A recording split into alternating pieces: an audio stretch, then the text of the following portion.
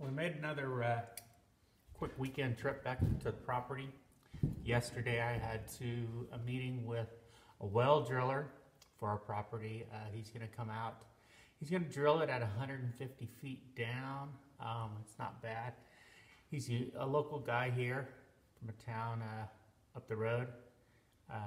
He charges basically by the foot.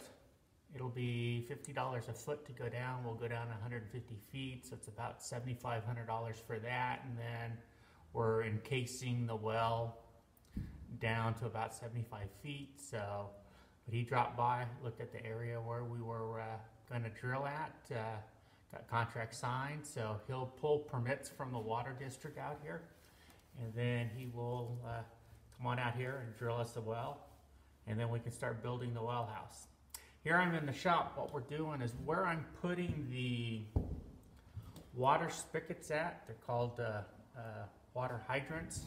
I wanted a rock base around the base, so you had a place to put a pot while you're filling it, your water can, and the water that's coming out of it is just not hitting the ground and tearing it apart.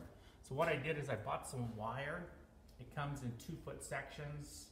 It's 2 feet by 50. This here wire's mostly, it's welded together. They use it for chicken and rabbits. So I'm making it 16 inches wide, 16 inches tall. I just wired it together. What we'll do is we'll sit this around the hydrant, and then I'll fill it up with some drainage rock that I picked up down in where we live, where our rental is. In California, I can pick up a lot of stuff on Craigslist for free. So there was a guy giving away a lot of drainage rock, and since I'm coming up here, we load up some stuff, and I'll have the rock to put it in here. So what I'll do is I need to build about another 5 of these, so we'll build these up, and then I'll show you what it looks like when we're installing these. All right, make these. After cutting these 57 inches, I clip them so I have wire legs on the ends so I can actually wrap them. And since I only want them 16 inches tall, I bend 4 inches of the bottom back on itself. So basically on the deck, I just bend this over to where it'll actually bend over onto itself. And then I can bend it back on itself. The wire bends pretty easy, but what it does is it double strengthens the tops and the bottoms of the wire itself. So when you wrap it, it gives it just some extra strength. So what we do is we take this and we'll line it up, bend it over to the 4-foot area, and I just take a hammer and flatten the ends down.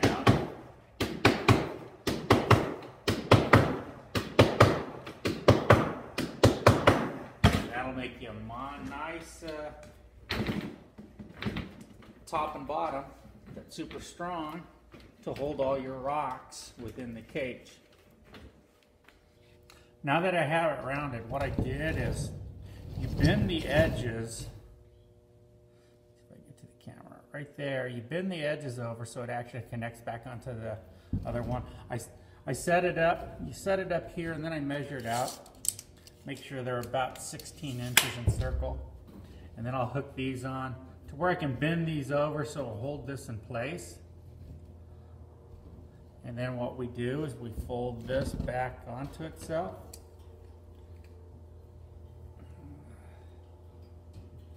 And then wherever they line up, you take the other side and bend it.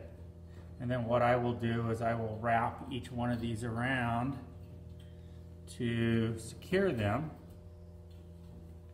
And then what that does is that makes your 16-inch circle that will drop over the pipe, fill it full of water. And that's how we put these together. It makes it a nice strong wire mesh to throw our rocks into it, and it holds our rocks back. We'll show you what it looks like when we fill our rocks and put it around the pipe. So this here's how we'll place the wire buckets basically around our water hydrant. I'll level these off both ways, and then we'll fill them full of rocks. So here's what the finished product looks like.